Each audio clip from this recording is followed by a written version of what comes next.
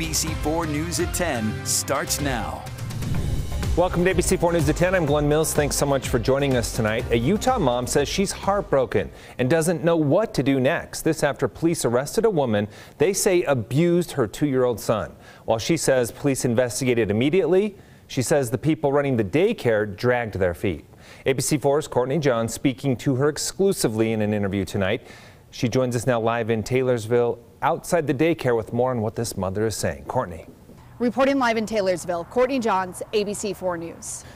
Courtney, thank you. The suspected gunman in a deadly Salt Lake City shooting has turned himself in. Police telling us 37-year-old Dustin Peterson now faces a charge of murder. Investigators tell us Peterson and his friend were arguing with the victim's boyfriend Sunday at a downtown nightclub. That's when they say Peterson took out a gun and shot and killed Nicole Olson. Now, Peterson took off with his friend, but turned himself in the next day to the Kane County Sheriff's Office.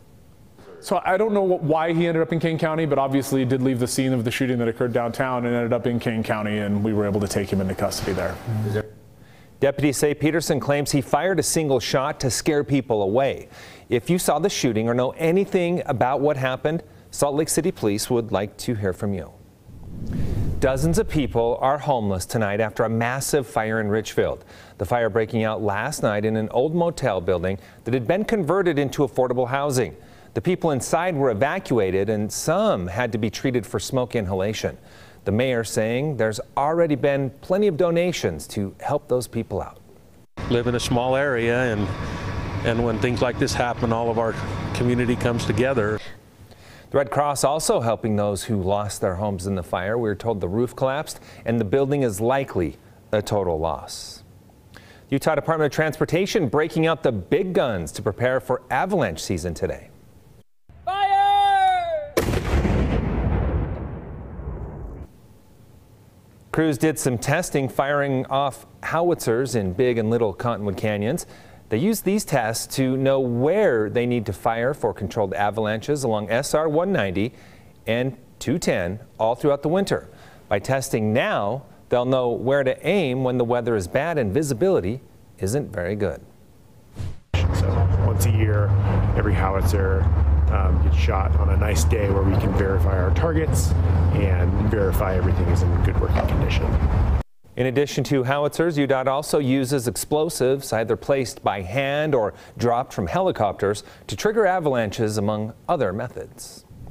Time now for a first look at the weather forecast. Chief Meteorologist Alana Brophy standing by in the Weather Center with the latest conditions, and we haven't seen much snow lately, Alana. Thanks so much, Alana. A West Valley mom has a warning for other parents after her son with autism swallowed high-powered magnets, forcing him to go to the hospital.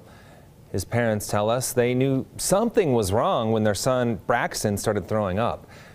After it went on for days, they took him to the emergency room. An X-ray finding 5 high-powered magnets in his intestines. His mom says doctors had to perform 2 surgeries to fix it.